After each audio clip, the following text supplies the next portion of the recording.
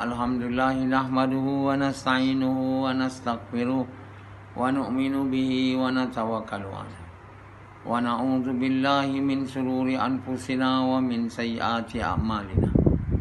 May yahdihillahu fala mudilla lahu wa may yudlil fala hadiya lahu. Asyhadu an la ilaha illallah wa asyhadu anna Muhammadan abduhu wa rasuluh. Sallallahu alaihi wasallam tabaraka wa sallama tasliman kasiran kasira amma ba'd. Bismillahirrahmanirrahim. Wa man ahsanu qawlan mimman da'a ila Allah wa amila salihan wa qala innani minal muslimin.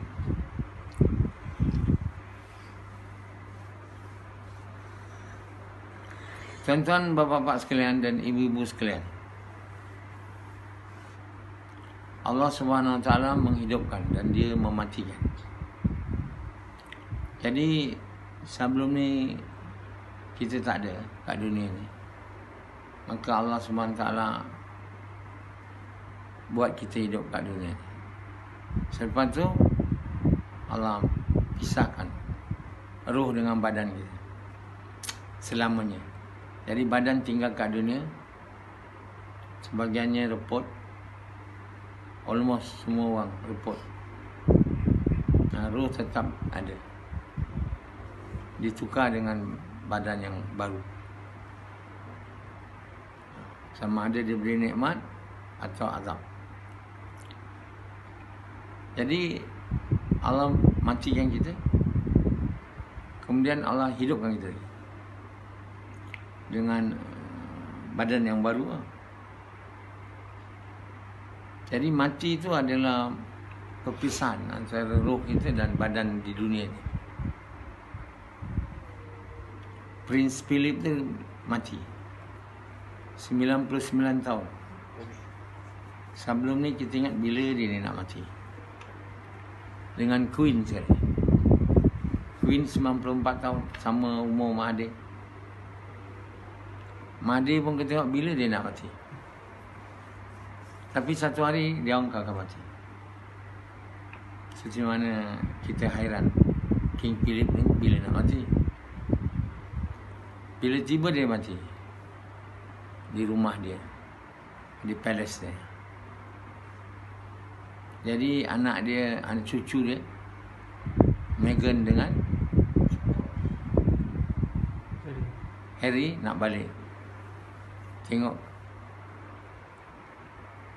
farewell, last farewell. Jadi abang dia William tu tak gembira. Sebab bila Harry dengan Meghan balik, maka kekecohan dalam keluarga diraja tu terserlah lah. Semua orang bincang, semua reporter akan tanya. Jadi benda yang mau mereka tutup tak boleh.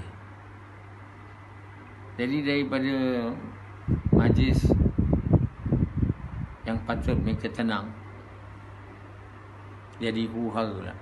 Itu dia orang tak nak dia balik. Tapi tentulah Harry nak balik. Datuk dia sayang dengan datuk dia. Takkan pula dia tak balik. Tapi yang di England tak suka dia balik. Sebab keadaan kedudukan raja, keluarga raja England ni macam kecoh lah. Semua orang akan buat berita. Berita tu dia tak nak. Jadi anak raja pun bukan boleh bahagia bila Allah tak mau bagi bahagia. Allah bagi duka cita. Mereka tu tak suka sebenarnya Harry kahwin dengan Meghan tu. Meghan tu dah janda, bukannya anak dara. Dia dah kahwin dengan orang lain. Lepas tu dia bukan orang putih, hitam, sikit putih, tapi taklah hitam sangat. Tapi mereka pantang kahwin dengan orang hitam. Jadi perkahwinan tu sih mereka tak berapa suka. tapi diam aja lah. Undercurrent tu ada. Mereka tak suka orang hitam macam Samad ni kan.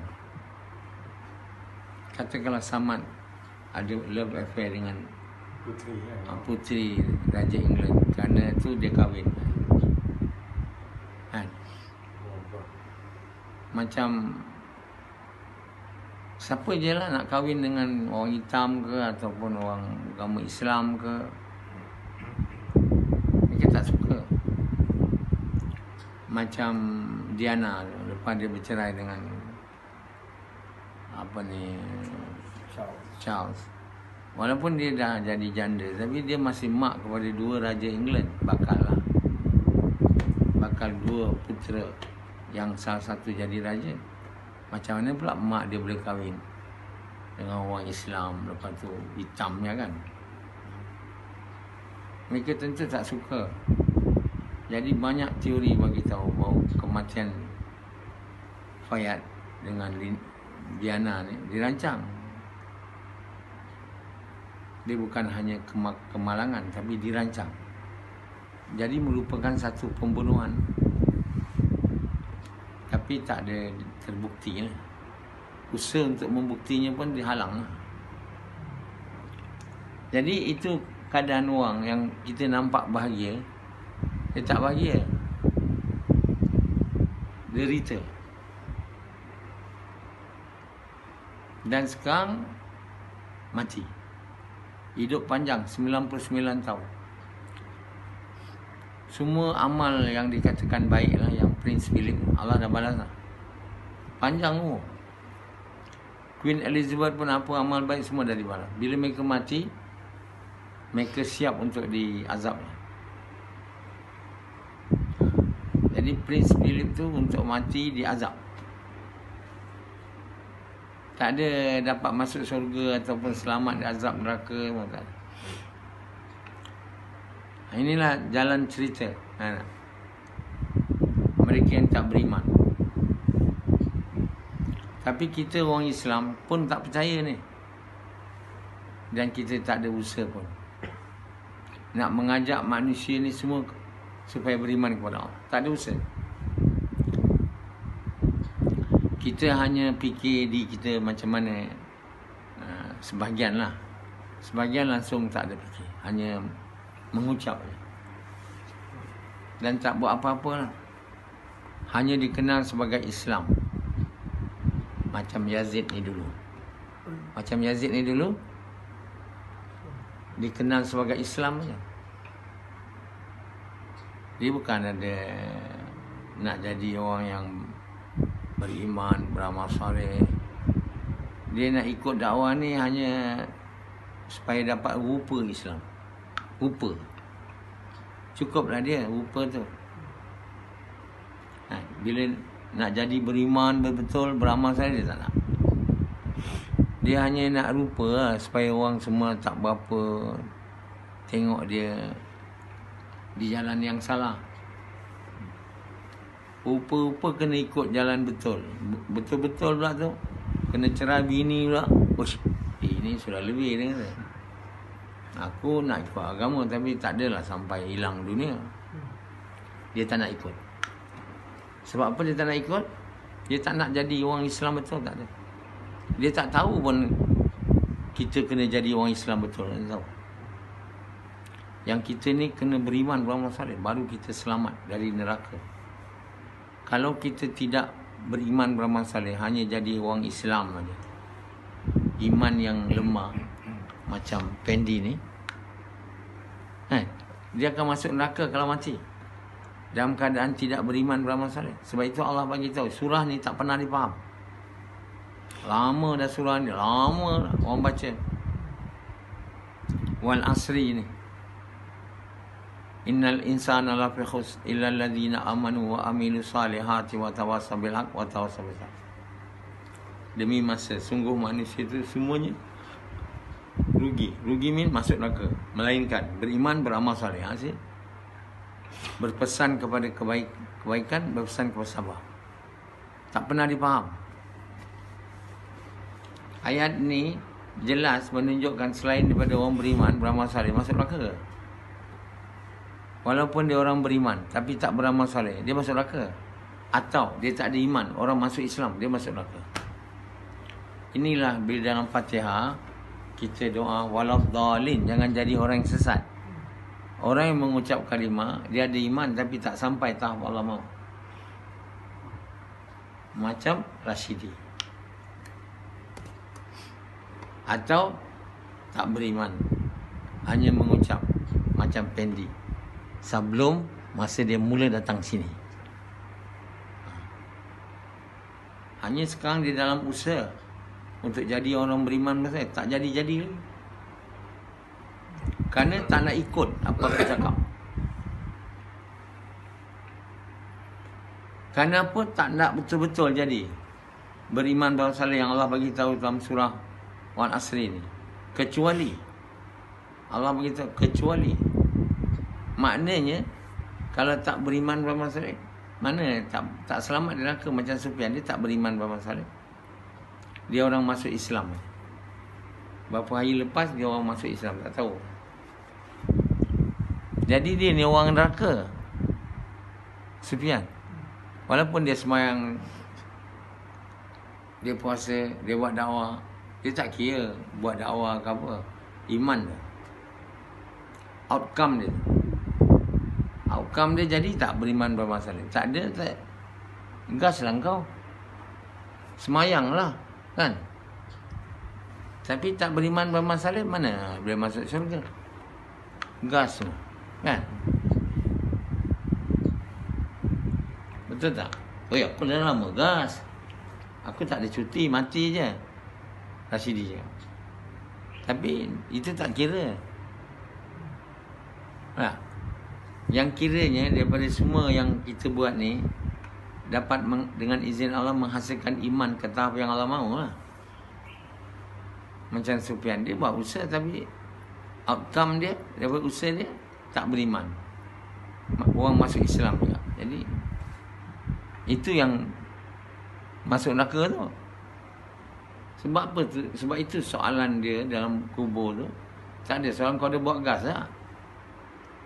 Ada? Ada tak ada? Dia semua outcome dia ditanya. Siapa Tuhan kamu? Apa Tuhan kamu? Itu tanya iman.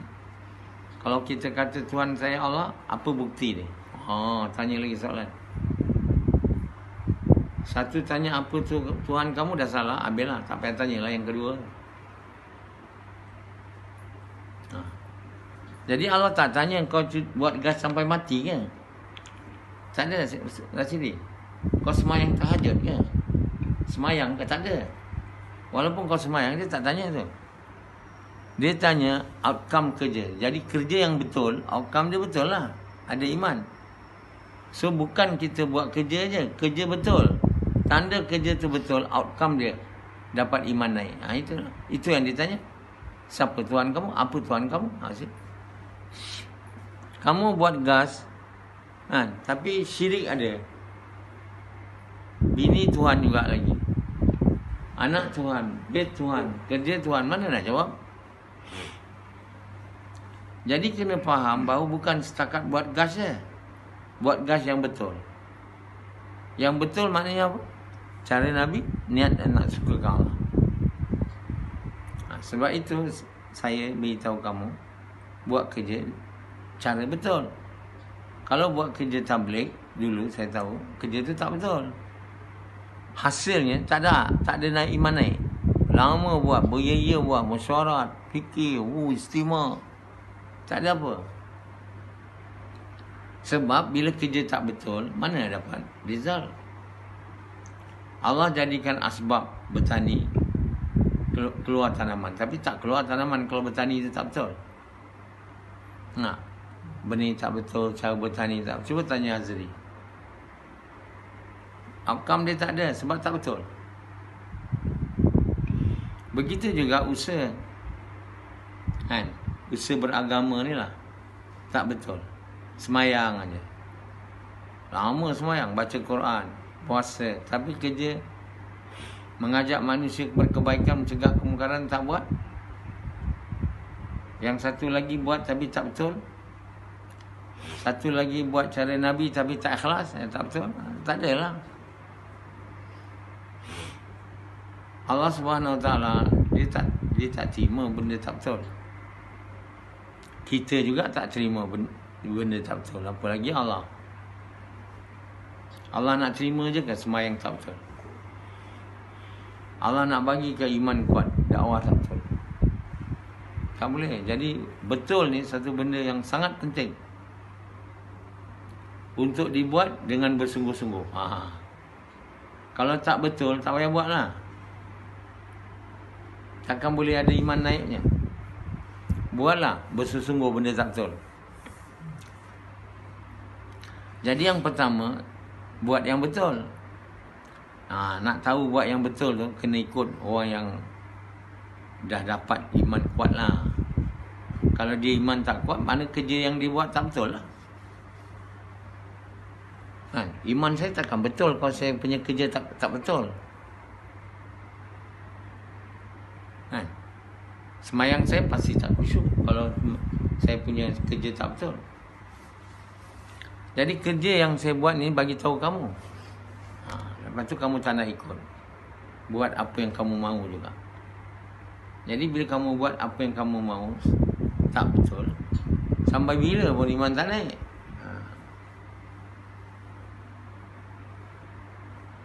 Jadi macam Pendi, sampai bila lah iman dia tak naik. Apa aku suruh dia buat, walaupun dia datang pagi daripada Sungai Buloh sampai sini subuh, bukan satu kerja senang. Tapi yang itu dia boleh buat. Tapi malam dia nak bersama bini. Saya suruh dia tinggal sini, balik Sabtu Ahad aja untuk buat seks dengan bini dia. Dia tak nak. Sampai sekarang dia tak nak. Tanya dia.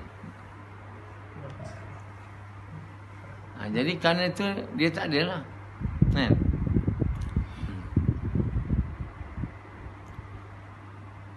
Jadi sebab kalau dalam hati tu dia tak kosong dari segala cinta, kalimah tak boleh masuk.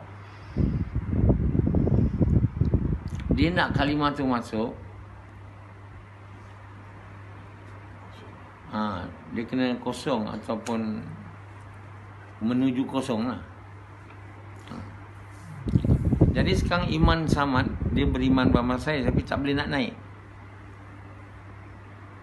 Dia, sebab apa dia tak boleh naik? Yang dalam tu tak kosong betul.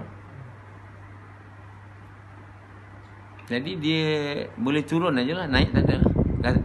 Dah sampai dia tak boleh masuk lagi. Kalau ikut umum, banyak dia iman dia tu 15,000 kokek unit ni. Tapi pada Allah nak dapat salat khusyuk kena iman beratus juta. Jadi kalau hati ni ada dunia, cinta dunia, cinta, dia banyak cinta, cinta bini, cinta duit, yang semua tu tak keluar. Jadi banyak lagi lah yang ada. Ini nak masuk macam mana? Macam Rasidi, dia tak masuk-masuk, mesti banyak dalam tu. Kalau tidak, kenapa tak masuk? Itu je jawapannya. Kenapa dia banyak dalam tak keluar? Lama buat usaha, kena tak betul. Kerana apa? Tak betul. Tak betul. Tentu sekali lah tak betul. Bila kita cakap tak betul, dia tak mau. Bila kita kata tak betul, dia tak mau. Tentu tak betul. Takkan boleh pula yang betul Allah tak kuatkan iman. Kamu tak mau terima yang kamu punya usaha tak betul. Sufyan tak mau terima. Kalau tak mau terima, kenapa tak naik? Outcome dia tu, iman tu tak naik. Kita tak boleh jadi orang beriman soleh.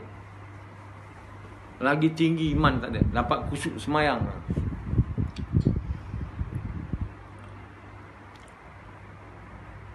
Jadi tuan-tuan bapa sekalian, Allah Subhanahu Wa Taala menggunakan asbab.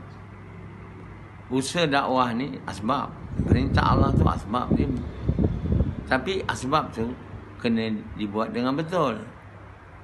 Macam bertani, itu asbabnya. Tapi bertanian yang dibuat dengan cara tak betul boleh ke? Keluar tanaman, cili tak keluar, padi tak keluar. Dia kena betul. Itu yang orang tak buat usaha nak cari apa yang betul. Jadi buat usaha je. Kan? Semayang aja. Puasa. Betul tak? Tak payah. Nak dapat semayang betul tak ada usaha, nak dapat dakwah betul tak ada usaha, buat aja. Asal boleh rasa sedap sikit. Dalam mengingati Allah tu ada ketenangan. Jangan kamu ingat ada ketenangan tu dah betul. Dengan berzikir aja. Setengah orang tak nak buat kerja dakwah ni. Nak tenang aja. Cukuplah masuk tarikat.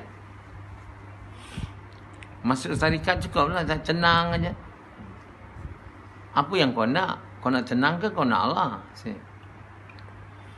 Kau nak jadi kekasih Allah ke nak tenang? Jadi banyakkannya nak tenang aja. Jadi berzikir. Jadi bapa tuan sekalian, agama ni yang Allah bagi kepada kita ni kena dibuat dengan cara betul. Cara betul makna cara Muhammad SAW. Lepas tu tak cukup cara betul, niat betul. Ada. Niat betul. Cara betul Muhammad SAW. Niat betul. Outcome daripada cara betul dapat iman. Iman kuat, kata Allah mau, baru dapat ikhlas. Lepas tu iman naik lagi, baru dapat ihsan. Iman naik lagi, baru dapat ihtisab. Baru dapat semayang cara Nabi SAW dengan ikhlas, dengan khusyuk.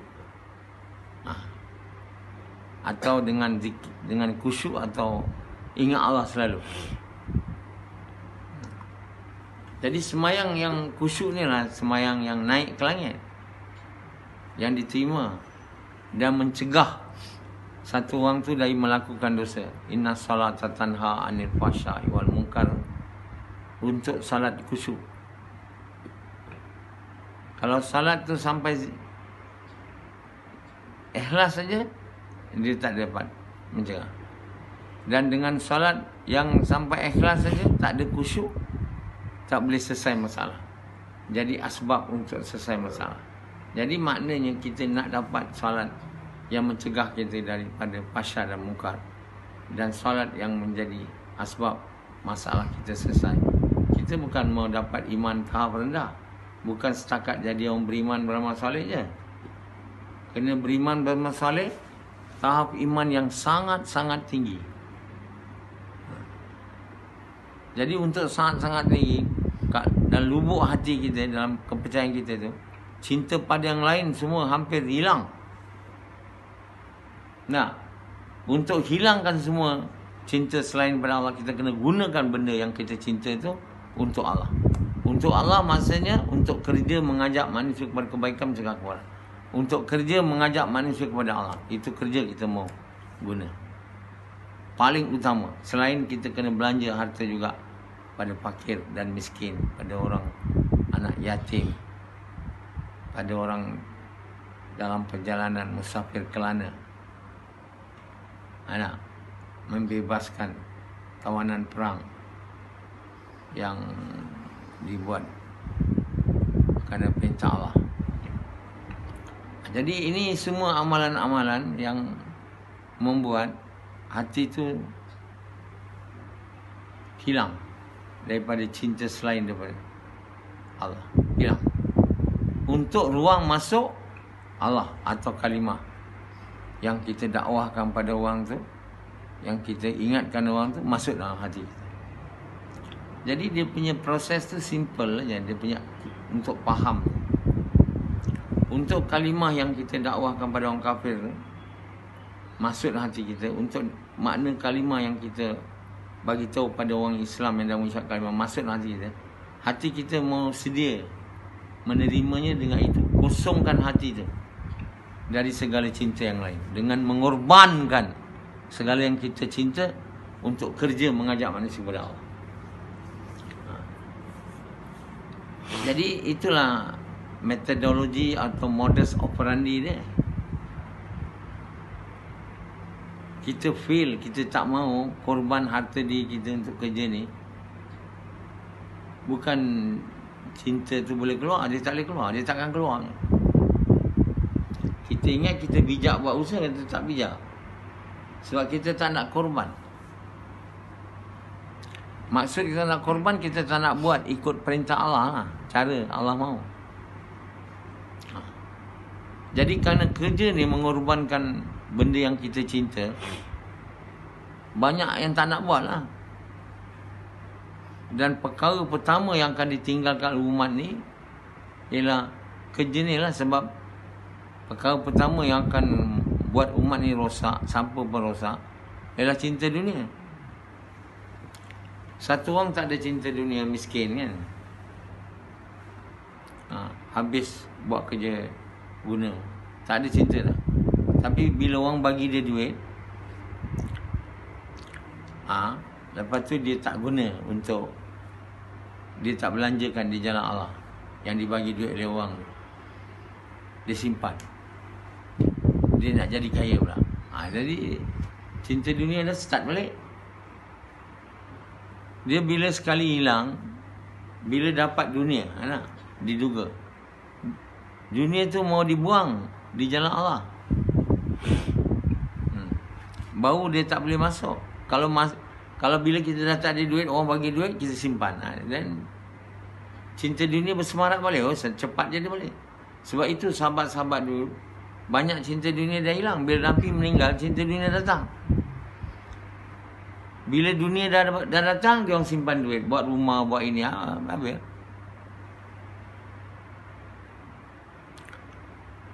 Jadi Allah Subhanahu Wa Taala,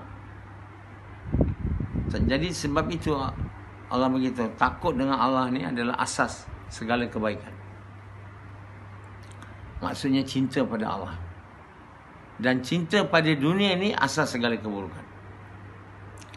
Jadi kalau kita nak cakap apa musuh kita sebenar, musuh kita sebenar, walaupun Allah begitu, syaitan tu musuh kamu yang nyata, tapi syaitan tu tak boleh buat apa kalau kita tak nak dunia.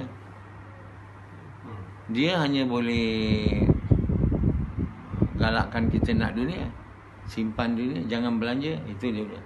Tapi kalau kita tak nak dunia, kita nak Allah, gagallah usaha syaitan tu. Jadi musuh kita yang paling utama ialah cinta dunia. Tapi ni dunia sangat dia orang, semua orang kat dunia ni 99.99% semua cinta dunia. Yazid dia tak pernah buat usaha ni, cinta dunia dia dah bersemarak, tapi dia tak nak korban. Jadi dia tak keluar lah. Dia nak buat usaha dengan senang, yang tak korban. Cinta dunia yang dia bina tak akan keluar. Bila dah keluar semua, kita dapat dunia, kita tak belanja lagi, dia masuk balik. Jadi untuk selamat, tak boleh kejar dunia. Kejar dunia tak boleh, simpan dunia tak boleh. Mau belanja je. Yang ini sangat susah lah bagi orang yang tak faham. Dia ingat bila dah tak ada cinta dunia, dunia datang ni bantuan Allah, dia mula tak nak lagi dah. Lama-lama dia pun tak nak buat kerja dakwah. Bila cinta dunia datang, kerja dakwah tak nak buat. Tak ada orang yang nak buat kerja dakwah ni dengan cara betul kalau dia cinta dunia, tak boleh. Sebab itu lama sekali ditinggalkan umat. Ialah kerja mengajak manusia kepada kebaikan macam tu. Kerja ni lah yang mula-mula sekali diorang tinggal bila Nabi mereka meninggal dunia. Kerana kerja ni ditinggalkan, mereka tak pernah bangkit dengan iman amal yang baik lagi. Semua dah akhirnya jadi syirik, menyembah berhala. Umat Nabi Nuh yang bersama dia dekat kapal tu, semua beriman, ada iman lah. Mungkin tak ada yang beriman masalah, mungkin ada sikit, tapi mereka ada iman. Tapi bila mereka semua dalam dunia ni dah tak ada dah, Orang kafir lah. Dia orang aja menghuni dunia ni. Kenapa mereka jadi kaum Ad? Patut tak adalah. Jadi lepas Nuh dah doa pada Allah, hancurkan semua kat dunia ni orang tak beriman. Tak payahlah ada orang tak beriman lagi kan. Sepatutnya ada lah orang beriman aja kat sampai ke hari ni. Tapi tak.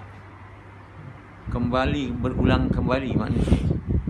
Apabila mereka mencintai dunia je, luputlah kata Nabi dari mencintai agama. Bila mereka cinta dunia, luput mencintai agama, perintah pertama yang mereka akan tinggal, kerja mengajak manusia kepada kebaikan, mencegah kebaikan. Dan apabila mereka tinggal kerja tu, mereka iman tak ada, lemah, terhindarlah mereka dari kefahaman Quran, firman wahyu. Dan apabila mereka tak faham Quran, kan, mereka tak faham Quran, hadis, mereka mula ikut ajaran sesat. Dan apabila mereka sesat, mereka pun mulalah mencaci satu sama lain, bergaduh. Dan mereka tak bersatu hati lagi. Dan bila mereka tak bersatu hati, bergaduh, maka mereka tak ada lagi dipandang Allah. Allah takkan tolong mereka lagi. Mereka kabul, doa mereka tak kabul. Allah azab mereka dengan bagi orang kafir memerintah berkuasa atas mereka. Ini semua ada dalam hadis. Tapi malang, 1000 kali malang, kerana cinta dunia, ini semua di-brush, disapu. Kamu dengar ni, ini perkara saya tak mau bayan. Saya tak mau ceramah kat orang Islam bab mana. Mana ada ustaz ceramah bab-bab ni? Dia takkan ceramah bab-bab ni. Dia orang semua tak mau. Yang duduk kat masjid dengan ceramah tu semua cinta dunia punya. Disuruh korban. Oi. Sebab itu yang paling mereka tak mau, tashkil. Orang berdiri ambil nama, siapa nak keluar jalan Allah? Siapa nak buat kerja tempatan? Oi. Ini dia orang tunduk je. Tak ada nak bangun. Kalau bangun, tipu je. Saja bagi nama. InsyaAllah 4 bulan duduk. Bulan depan 4 bulan duduk. Macam kawan kita tu lah. Sampai hari ni mana dia keluar? Mana dia nak keluar? Hanya tipu. Jadi kenapa mereka tipu? Mereka tak keluar, mereka tak nak bagi nama. Sebab mereka ialah orang yang cinta dunia. Allah beritahu, kalau bapa-bapa kamu, anak-anak kamu, isteri-isteri kamu, perniagaan yang kamu takut rugi, lebih kamu cintai daripada Allah dan Rasul, berjihad di jalan Allah. Tunggu kata. Tunggu azab Allah. Jadi mereka yang tak nak keluar jalan Allah ni, orang yang cinta dunia. Dan tentulah atas mereka ni akan datang azab. Dan kata Allah, Allah tak akan bagi petunjuk bagi orang yang fasik. Mereka yang tak nak keluar jalan Allah ni, cinta orang fasik, fasikun. Mana Allah nak bagi petunjuk? Macam Sufyan, dia jadi orang fasik, tak mau keluar jalan Allah. Pendi. Allah boleh ke? Allah kata aku tak bagi petunjuk pada orang yang fasik. Jadi kalau kita nak jadi orang fasik, jangan buat kerja ni. Jangan buat kerja dakwah ni. Bersedialah untuk masuk neraka. Bila mati macam King Philip ni, tengangalah azab untuk menerima kita. Dan tak boleh balik kat dunia ni. Sebab masa untuk kita berbuat keputusan untuk kembali kepada Allah, iaitu kedua dunia, sudah habis. Sudah tak ada. Maka matilah kita dalam keadaan celaka menunggu kita. Walaupun semua orang mendoa, semoga kau aman di sana. Aman apa? Bila dalam dunia tak mau buat kerja ni dengan betul, tak mau iman naik. Bila ditanya apa Tuhan kamu, dah tak boleh jawab. Okey.